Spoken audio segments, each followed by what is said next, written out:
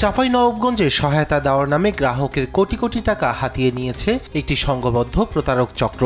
চক্রটির নেতৃত্বে ছিলেন পুলিশের শীর্ষ কর্মকর্তার ভাই ও উপসচিব কর্মকর্তার স্বামী। ভুক্তভোগীরা বারবার বিভিন্ন জায়গায় অভিযোগ ও আদালতে মামলা করেও কোনো সমাধান পায়নি। কিন্তু 5 আগস্টের পর থেকে প্রতারিতরা প্রশাসনের বিরুদ্ধে একে একে মুখ খুলতে শুরু করেছেন। পুলিশের অতিরিক্ত ডিআইজি মনিরুল ইসলামের ভাই ও উপসচিব শরীফুন্নেসা কণার স্বামীর নেতৃত্বে চলত এই প্রতারক সিন্ডিকেট। 2019 সালের শুরুর দিকে পৌরসভার চরমোহনপুর জামাইপাড়া এলাকা থেকে শুরু হয় তাদের প্রতারণার কাজ। ইউরোপীয় ইউনিয়নের 35,000 কোটি টাকার প্রলোভন দেখান তারা। প্রতারকরা নিজেদের কখনো ব্যাংক পরিচালক, কখনো সরকারি উচ্চপদস্থ কর্মকর্তা, কখনো বিদেশি দাতা সংস্থার প্রতিনিধি, কখনো পুলিশ কর্মকর্তার ভুয়া পরিচয় দিয়ে প্রতারণা করেছেন। প্রলোভনের ফাঁদ বসিয়ে হাতিয়ে নেন 4 কোটি টাকা। স্বল্প শিক্ষিত মানুষের ধনী হওয়ার স্বপ্নকে পুঁজি করেই প্রতারণা করে চক্রটি। এমনকি সহায়তার কথা গোপন রাখতে মসজিদে গিয়ে পবিত্র কোরআন শরীফ হাতেও শপথ করানো হয় তাদের। এই সংঘবদ্ধ প্রতারক চক্রের খপ্পরে পড়ে সর্বশান্ত হয়েছেন অন্তত 50টিরও বেশি পরিবার। প্রতিকার চেয়ে আদালতে মামলা করে উল্টো হয়রানির শিকার হচ্ছেন সাধারণ মানুষ। এ নিয়ে পুলিশ কর্মকর্তার বিরুদ্ধে সদর দপ্তরে অভিযোগ দিয়েও কোনো সুরাহা হয়নি বলে জানান তারা। মিজানের স্ত্রী হচ্ছে উপসচিব শরীফুন্নেসা কণা, ওবায়দুল কাদেরের আন্ডারে চাকরি করত।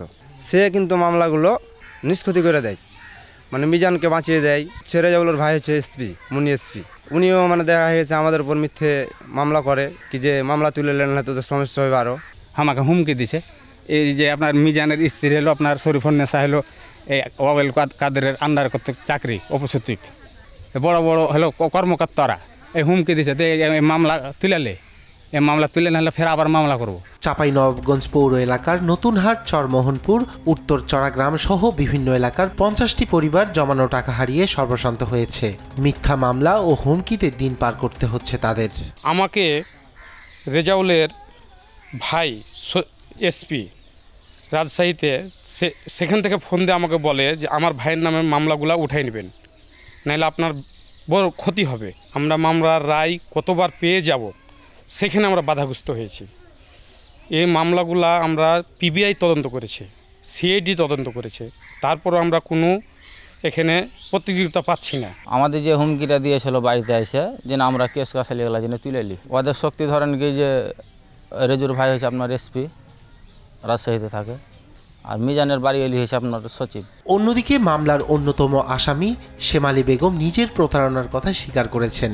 আরেক আসামি বিউটি খাতুনও দায় স্বীকার করেন। তিনি বলেন মেয়ের জামাইয়ের ফাঁদে পড়েই নিঃস্ব হন তারা। তিনি বিচার চাইলেন প্রতারক চক্রের হোতাদের।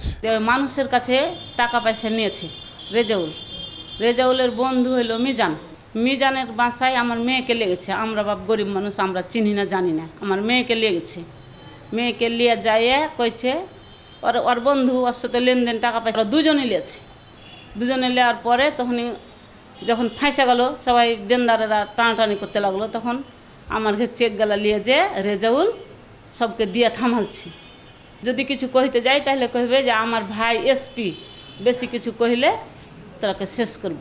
এদিকে প্রতারকের পক্ষ নিয়ে তদবির করা পুলিশের অতিরিক্ত ডিআইজি মনিরুল ও উপসচিব শরীফুন্নেসা কণার বক্তব্য নিতে বারবার যোগাযোগের চেষ্টা করা হলেও তারা ফোন রিসিভ করেননি। আদালতের বারান্দায় ঘুরতে থাকা ভুক্তভোগীদের প্রত্যাশা দ্রুতই পাবেন সমাধান। তাদের চাওয়া এখন একটাই, শুধুই ন্যায় বিচার। নিউজ ডেস্ক, দেশ টিভি।